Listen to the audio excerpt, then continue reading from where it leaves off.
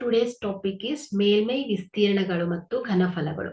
So ಈ ಒಂದು ಪಾಠಕ್ಕೆ ಸಂಬಂಧಪಟ್ಟ ಹಾಗೆ ನಾವು ಲೆಸನ್ ಬೇಸ್ಡ್ ಅಸೆಸ್ಮೆಂಟ್ ಅಲ್ಲಿ ಬರುವಂತ MCQ ಟೈಪ್ಸ್ ಕ್ವಶನ್ಸ್ ಗಳನ್ನ, ಅದೇ ರೀತಿ 1 ಅಂಕದ 2 ಅಂಕದ ಮತ್ತು 3 ಅಂಕದ ಪ್ರಶ್ನೆಗಳನ್ನ ನೋಡ್ತಾ ಹೋಗೋಣ.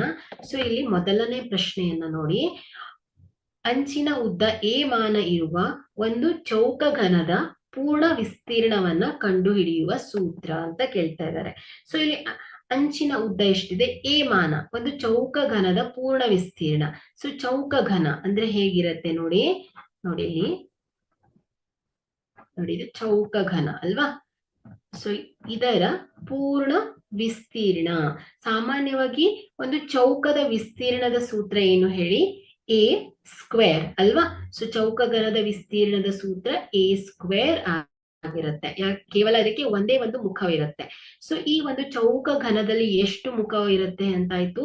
1 2 3 4 5 6. ಸೊ 6 ಅಲ್ವಾ? ಸೊ ಹಾಗಾದ್ರೆ 6 ಗುಣಿಸು a ಸ್ಕ್ವೇರ್ ಅಲ್ವಾ? ಸೊ ಹಾಗಾದ್ರೆ ಏನಾಯ್ತು?